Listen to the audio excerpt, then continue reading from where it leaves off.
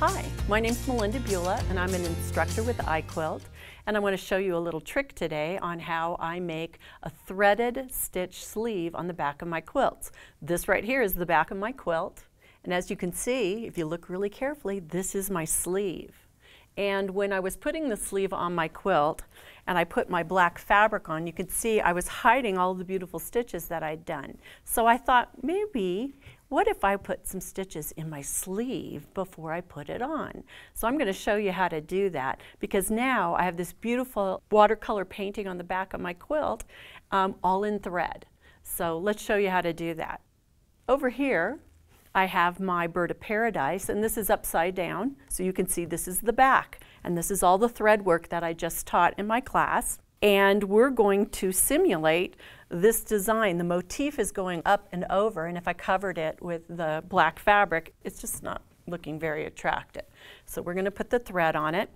Now the trick to putting thread on your quilt, on your sleeve, is to always make your sleeve longer. As you can see, my sleeve is a foot longer on either side. That's because when you start to put the thread in, it shrinks up. So you need to allow for that. And this is a 10-inch sleeve. You can see it's 10 inches, and I've folded it and pressed in the fold. Now, I'm going to mark the center of my quilt. It doesn't have to be right in the center, it's just a registration mark. And then I'm going to mark the edge of my sleeve on the front, one layer, not the whole sleeve, just one layer, so that I know I need to match these up as I'm laying my design out. Okay? So now they're matched up. I take a white chalk pencil and I'm going to carefully peek underneath and see what's going on underneath there. And I know there's a line right here. And with my chalk pencil, I'm going to sketch what's underneath here. It doesn't have to be perfect. It's just a suggestion of what's going on. And I know there's some veins that I have filled in with green thread. And then I kind of look again and peek, and I know, okay, I want to do it like that, all the way down.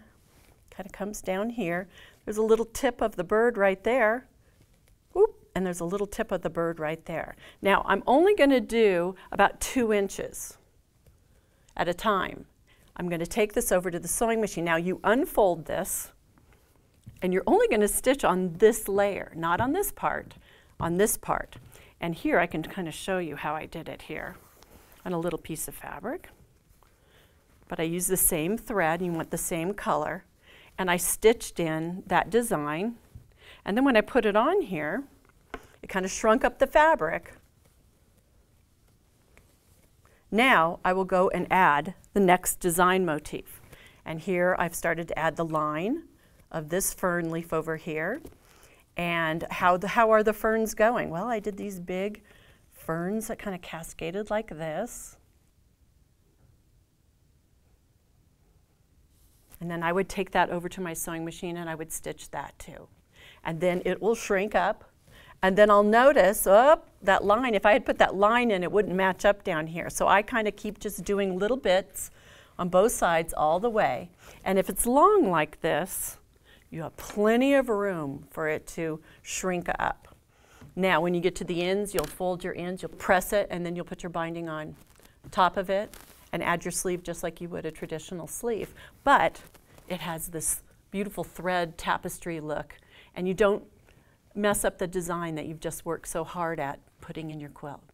Well, for more great tips, please join me on my class, Renegade Thread Play, on iQuilts. Thank you.